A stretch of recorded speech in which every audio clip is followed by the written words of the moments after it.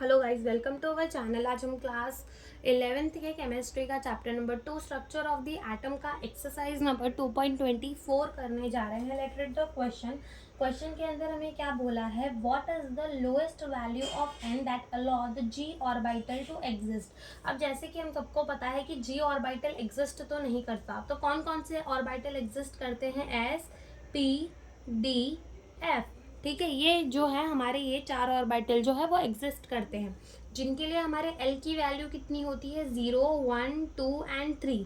ठीक है, 0 के लिए क्या होता है एस, 1 पी, 2 डी एंड 3 हमारा क्या हो जाता है एफ। यानी कि ये एल क्या है, हमारा एजीमुथल क्वांटम नंबर। जब हमारा एजीमुथल क्वांटम नंबर 0 होता है तो हमारी एस ऑर्बिटल होती है। जब एजीमुथल क्वांटम नंबर 1 होता है तो ऑर्बिटल पी होती है। जब 2 होता है तो डी होती है। एंड जब 3 होता है तो क्या होती है, हमारी एफ। अब वो कह रहे हैं कि एन के लिए कौन सी वैल्यू रखे, एन यानी कि प्रिंसिपल क्वांटम नंबर, इसके लिए कौन सी वैल्यू रखे ताकि हमारी जो जी ऑर्बिटल है वो एग्जिस्ट कर जाए। अब जैसे कि यहाँ देखने से हमें समझ में आ रहा है कि अगर हमारे एजीमुथल क्वांटम नंबर जो है वो 4 होगा, एजीमुथल क्वांटम नंबर जो है वो हमारा 4 होगा, तो हमारी जी ऑर्बिटल जो है वो एग्जिस्ट करेगी। अब एजीमुथल क्वांटम नंबर 4 कब आएगा, एजीमुथल क्वांटम नंबर जो है वो 4 कब आएगा। अब अपन को पता है कि इसकी जो वैल्यू है वो 0 टू n-1 तक जाती है। कहाँ तक जाती है, 0 टू n-1 तक जाती है। कहाँ तक जाती है इसकी वैल्यू, 0 टू n-1 तक जाती है। अब अगर हम अपने n की वैल्यू 1 रख दे तो यानी कि वो तो खाली 0 तक जाएगी, 2 रख दे तो 0 एंड 1 जाएगी। अगर हम 3 रख दे n की वैल्यू तो कहाँ तक जाएगी, 0 1 एंड 2 तक जाएगी। ठीक है, तब भी हमें अपना l जो है वो अभी तक नहीं मिला। अगर हम 3 रख दे तो 0 1 2 तक जाएगी।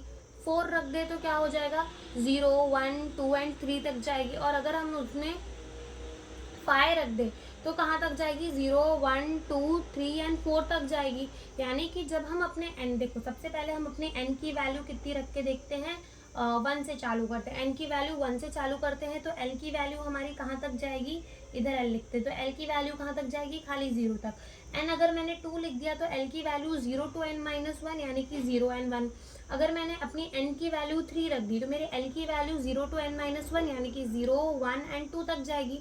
अगर मैंने अपना n जो है वो 4 रख दिया तो l की वैल्यू कहाँ से कहाँ तक जाएगी, 0 टू n-1 यानी कि 0 1 2 एंड 3 तक जाएगी। अगर मैंने अपने n की वैल्यू 5 रख दी तो 0 1 2 3 एंड 4 तक जाएगी। यानी कि यहाँ पर मुझे अपना एजीमुथल क्वांटम नंबर कितना मिल गया, 4 मिल गया। और इस 4 पे जी ऑर्बिटल जो है वो एग्जिस्ट कर जाएगा। तो हमसे क्वेश्चन के अंदर क्या पूछा था कि लोएस्ट वैल्यू हमें बतानी है n की, जहाँ से हमारा जी ऑर्बिटल हमें मिल जाए।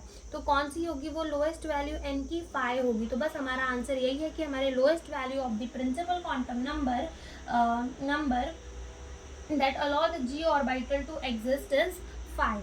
ठीक है, तो ये हमसे इस क्वेश्चन के अंदर पूछा था। Thank you for watching the video.